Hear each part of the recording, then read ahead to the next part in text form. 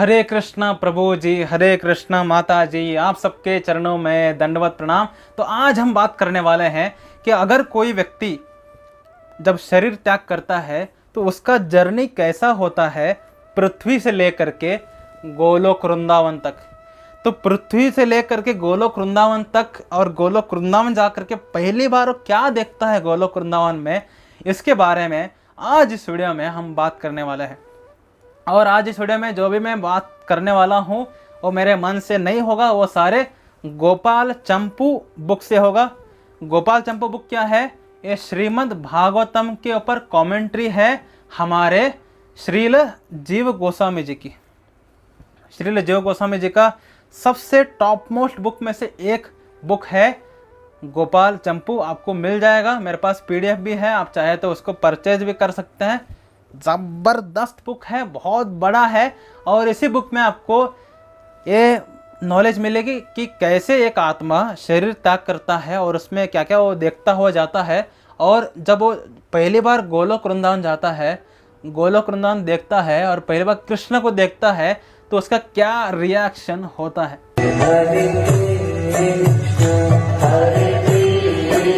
तो जब एक व्यक्ति शरीर का त्याग करता है तो दो प्रकार के मोक्ष होते हैं एक व्यक्ति के। एक, अगर उसका फेथ उतना ज़्यादा नहीं है, ठीक है, अगर वो बहुत उन्नत लेवल का भक्त नहीं है लेकिन उसने भावावस्था प्राप्त किया और उसका एक अच्छा खासा भक्त था वो, हालांकि मैं बहुत क्या बोल रहा हूँ लेकिन एक्चुअली भावावस्था में भी जो थोड़ा नीचे है, ऐसा व्यक्ति को लेने के लिए कृष्ण के पार्षद आते हैं अपने विमान में और उस विमान में उस आत्मा को बिठाया जाता है। और कृष्ण के पार्षद जब उस आत्मा को बिठा करके जा रहे होते हैं तो ब्रह्मांड के जो क्षीरोदक्षाय विष्णु हैं, जो कि परमात्मा के रूप में उसके शरीर के, उसके मन के अंदर, ये उसके आत्मा के अंदर रह रहे थे, वो परमात्मा, वो क्षीरोदक्षाय विष्णु उसको बाय कर रहे होते हैं। हे जीवात्मा, तुम्हारे साथ में हमेशा था और अब तुम जा रहे हो मेरे आराध्य स्वरूप भगवान कृष्ण के सामने, तो बाय बाय, सायोनारा, कभी नहीं मिलेंगे। तो इस तरीके से परमात्मा विष्णु जी, क्षीरोदक्षाय विष्णु हमें बाय बाय करते हैं। और क्षीरोदक्षाय विष्णु जी के साथ साथ महामाया भी रहती है जो हमें अलविदा कर रही होती है छुप करके। हे जीवात्मा, मैंने तुम्हें बहुत सताया, माफ़ी चाहेंगे, हाँ निकलो यहाँ से।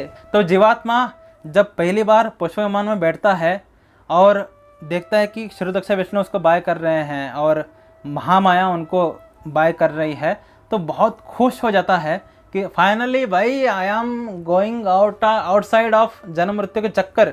और जब जा रहा होता है उसको जो कृष्ण दूत हैं, कृष्ण के पार्षद हैं, उसको स्वर्ग दिखाते हैं। ये देखिए स्वर्ग इतना छोटा है ना, अब बहुत छोटा है, और ऊपर जाएंगे सारे ऊपर के लोग दिखाएंगे।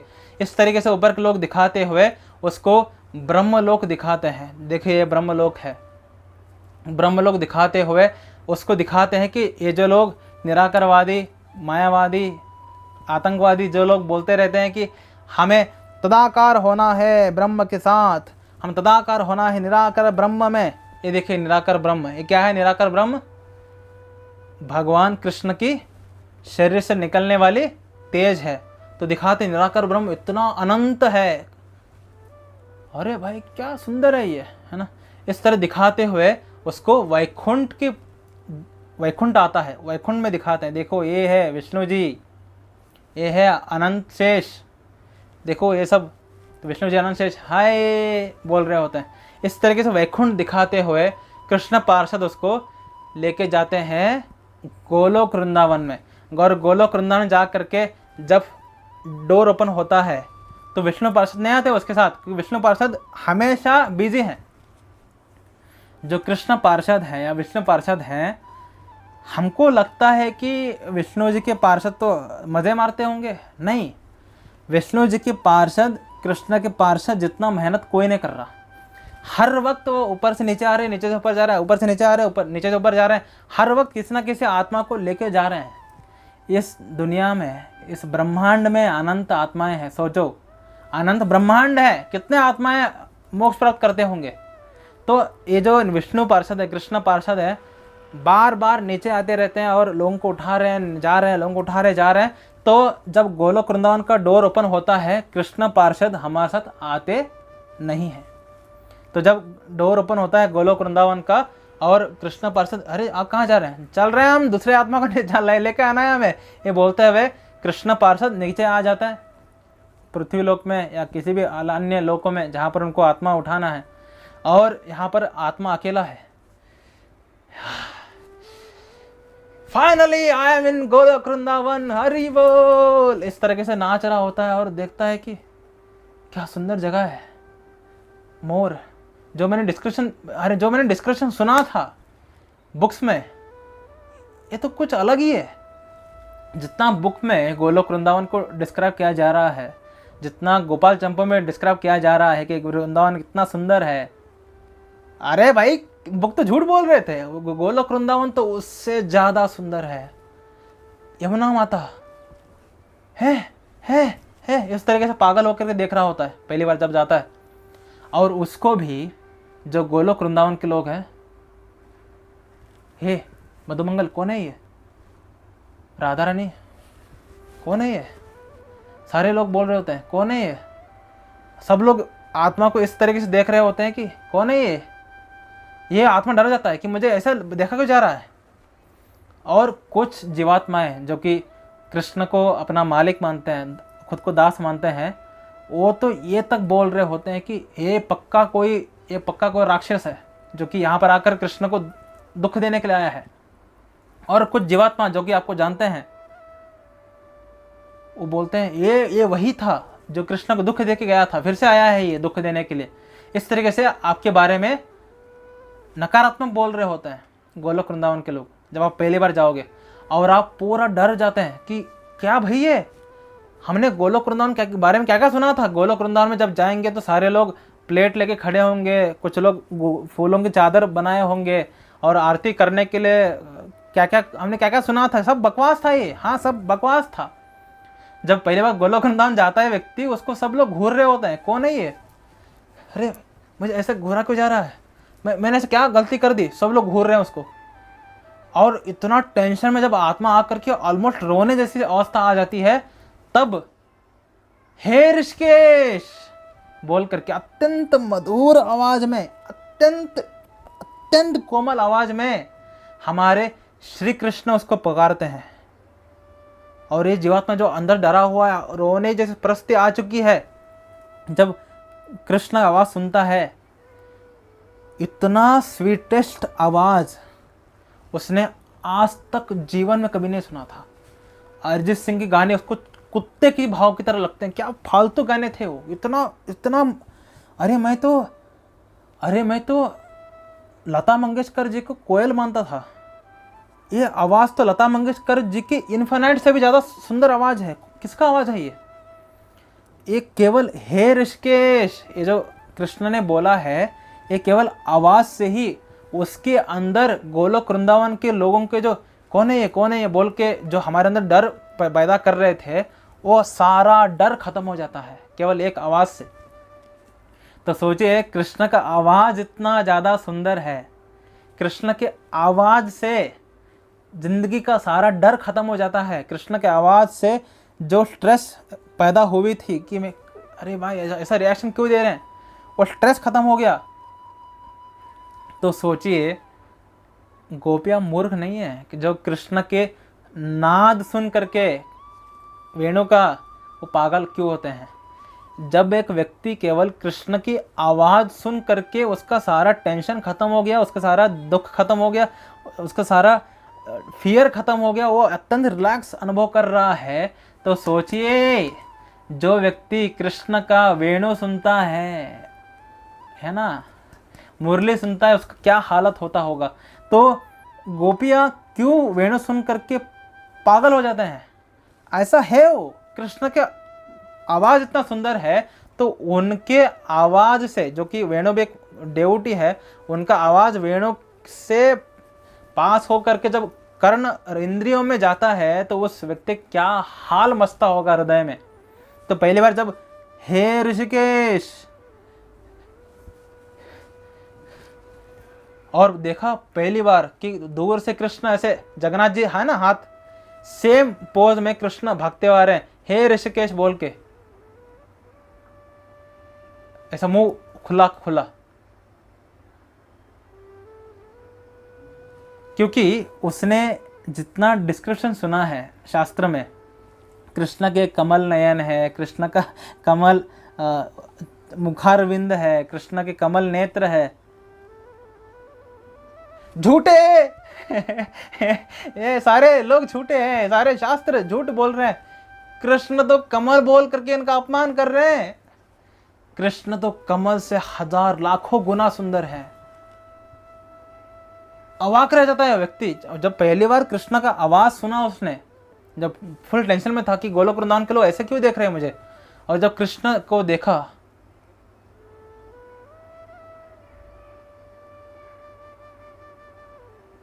कृष्ण भागते आ रहे हैं और कृष्ण आकर के उसको टाइट गले लगा लेते हैं, और इतना कस के गले लगाते हैं तो कृष्ण के आंखों से अश्रु पहली बार आते हैं। तो जब हम कृष्ण को पहली बार देखते हैं गोलोक वृंदावन में, हमारे अश्रु नहीं आते, क्योंकि हम आश्चर्यचकित हैं कृष्ण के रूप को देख करके। कोई व्यक्ति इतना सुंदर कैसे हो सकता है? तो कृष्ण के रूप को देख करके हम आश्चर्यचकित जो होते हैं, कृष्ण हमको देख करके रोते हैं। और जब कृष्ण का आलिंगन प्राप्त होता है तो व्यक्ति को ऐसा लगता है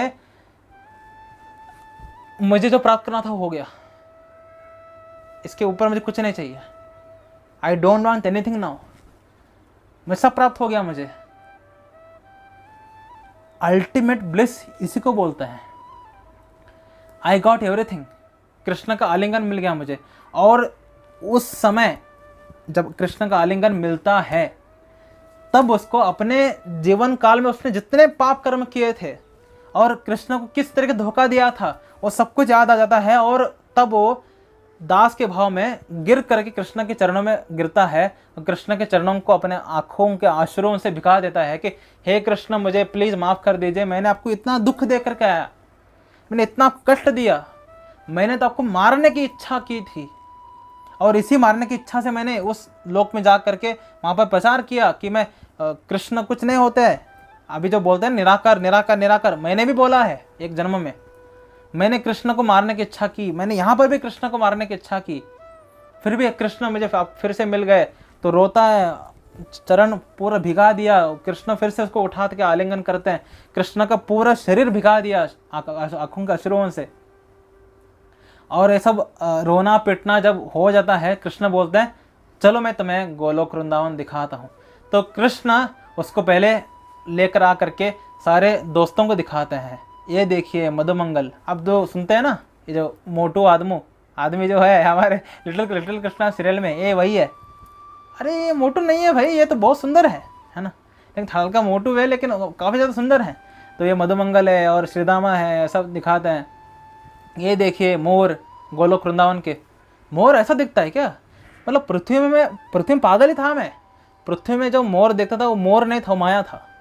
यहाँ के मोर एक्चुअल मोर है जो इतना ज़्यादा सुंदर है।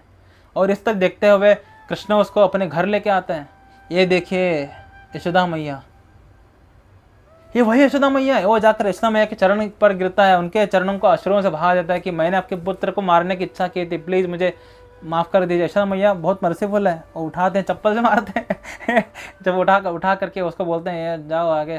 तो कृष्ण उसको नंद बाबा के सामने लेके आते हैं। ये देखो नंद बाबा उनके चरणों में गिर रहा है, उनके चरणों में अश्रु बहा रहा है।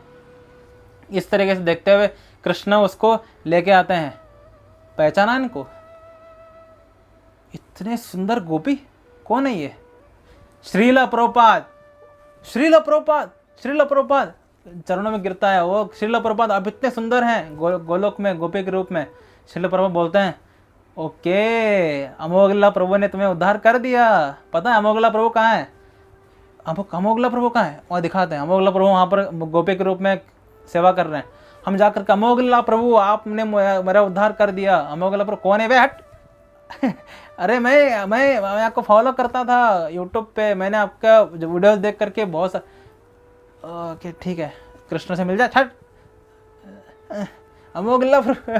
तो इस तरीके से वो दिखाते हैं। ये देखो भक्तिदाम महाराज, भक्ति विनोद ठाकुर सब दिखाते हैं कृष्ण।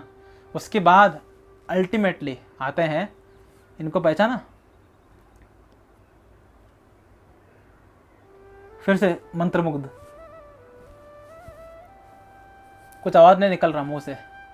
कृष्ण बोलते हैं अरे यार मुझे देख करके पागल हो रहा है, राधा रानी को देख करके क्या हालत होगा इसका। राधा रानी को जब पहली बार देखता है जीवात्मा, अगर वो गोपी के रूप में गया है तो फिर से राधा रानी के चरणों में गिर करके रोना शुरू कर देता है कि राधा रानी प्लीज मुझे माफ कर दीजिए, मैंने आपके पति कृष्ण को मारने की इच्छा की थी। इस तरीके से फर्स्ट डे जीवात्मा का केवल सबके चरणों में गिरना, माफी मांगना, पहली बार आचार्यों को देखता है, पहली बार गुरुजनों को देखता है, पहली बार कृष्ण को देखता है, केवल रोना पिटना होता है फर्स्ट डे, ओनली रोना, केवल रोना, केवल साष्टांग प्रणाम रोना, साष्टांग प्रणाम चरणों को भिगा देना, फर्स्ट डे यही, दूसरा कुछ नहीं। इस तरीके से फर्स्ट डे वो पूरा बिताता है। कृष्ण उसको सबसे मिलाते हैं और बोलते हैं आज से तुम्हारा नाम ये गोपी है, हरि बोल। तो कृष्ण फिर से नामकरण करते हैं, जो कि यहाँ पर कृष्ण के ऋषिकेश मेरा नाम है, तो अगर मैं गोपी बनता हूँ, जो कि इम्पॉसिबल है मेरे लिए, तो अगर गोपी बन जाता हूँ तो कृष्ण मुझे वहाँ पर एक अलग नाम देंगे। अगर मैं सखा बनता हूँ तो अलग नाम देंगे, दास से बनता हूँ तो अलग नाम देंगे और सबसे मिलाएंगे। और फर्स्ट डे केवल रोना पिटना होगा। उसके बाद हम बोलते हैं कि देखो आज से तुम्हारा रोल ये है। अगर मैं साक्य रस में जाता हूँ तो पता है कौन है, ये तो आपकी तरह दिख रहे हैं लेकिन दिखने में वेट है, बलराम जी, बलराम जी, बलराम जी। चरणों में गिर गया व्यक्ति, हाँ बलराम जी, आज से ये व्यक्ति सखा रस में है, इनको थोड़ा ट्रेनिंग दीजिए। तो गोलोक वृंदावन में भी ट्रेनिंग सेंटर्स है। जैसे आपको लग रहा होगा गोलोक वृंदावन जाने के बाद तो सीखना नहीं होगा, सीखना है भाई। वहाँ पर भी गोलोक वृंदावन जाओगे, वहाँ पर भी आपको राधा रानी के सेंटर्स है जहाँ पर आपको माधुर्य रस सिखाया जाता है। वहाँ पर बलराम जी का सेंटर है जहाँ पर आपको दास्य रस, सखा रस और शांत रस सिखाया जाता है अगर आप उस पर्टिकुलर रस में है तो। और वहाँ पर जो नंद बाबा और जो इस्लाम मैया है वो आपको वात्सल रस का ट्रेनिंग देते हैं। इस तरीके से आपको ट्रेनिंग लेते हुए और बेटर बनना होता है ताकि आप फिजिकली डायरेक्ट सेवा कर सके कृष्ण का। ऑलरेडी गोलोक वृंदावन में इतने सारे उन्नत भक्त हैं, आपको सेवा डायरेक्टली मिलेगा तो आप गलती करोगे, तो आपको पहले सेवा सिखाएंगे वहाँ पे। यहाँ पर आपको सेवा सीखना पड़ता है ना, डीडीज की कैसे सेवा करना है। उसी तरीके से आपको रियल कृष्ण जब सामने लाइव कृष्ण खड़े हैं उनकी सेवा कैसे करना है, क्योंकि डीडीज तो डीडी के सामने आप मोबाइल चला सकते हैं कि डीडीज को आप तो भगवान मानते नहीं है, डीडीज के सामने आप बैठ सकते हैं, डीडीज सामने कुछ भी करो, लेकिन कृष्ण लाइव है ना, वहाँ पे सामने है। आप कृष्ण के सामने जा करके कृष्ण के मसाज कर रहे हो और मोबाइल देखना शुरू कर दे, कृष्ण झापट लगाएंगे आपको। हालांकि मोबाइल नहीं है, बोल रहा हूँ मैं, ठीक है। तो डीटीज की सेवा करना ज़्यादा आसान है इन कंपैरिजन टू कृष्ण की सेवा करना, कि कृष्ण लाइव सामने है। और अगर कृष्ण बाल रूप में है तो कितना नटखट है आपको पता ही होगा। जब यशोदा मैया को कृष्ण की सेवा करना इतना मुश्किल जाता है नटखट बाल के रूप में, आप क्या करोगे, क्या किस खेत की मूली हो आप, है ना। तो आपको पहले सीखना पड़ेगा। इस तरीके से गोलोक वृंदावन में हमें हर एक सेंटर में जा करके सीखना होता है और वहाँ से हमारा श्रद्धा शुरू होता है। जैसे यहाँ पर श्रद्धा साधुसंग होता है ना, वहाँ पर भी श्रद्धा का मतलब क्या है, प्रेम, प्रेम। उसके बाद अलग अलग स्टेजेस, उसके बाद लास्टली महाभाव। इस तरीके से अलग अलग स्टेजेस में आपको अलग अलग सेवा मिलता है और एक दिन आप कृष्ण के डायरेक्ट सेवा करने के योग्य बन जाते हैं। तो ये डिस्क्रिप्शन आपको मिलता है गोपाल चंपू बुक में। अगर आप पढ़ना चाहते हैं you can go in description, there I have shared the PDF link and purchase link. मैं रेकमेंड करूँगा परचेज करिए, पैसे खर्च करिए, बहुत ज़बरदस्त बुक है। लेकिन मेरे तरह गरीब हैं जो, हाँ भाई, है ना, तो अगर आप PDF पढ़ के भी समझ सकते हैं then you should read PDF, ठीक है। मैंने PDF पढ़ के समझा है, हालांकि कुछ नहीं समझा मैं अपने लोकल भाषा में बोल रहा हूँ, जो कि वहाँ पर कुछ अलग ही क्रिटिकल लैंग्वेज में बोला जा रहा है, लेकिन उसको डिकोड करके जितना मैंने समझा है उतना बोल रहा हूँ मैं। अगर आप बुक पढ़ोगे तो और डीपली जानोगे इस बातों को, ठीक है। मिलते हैं अगले वीडियो में। हरे कृष्णा।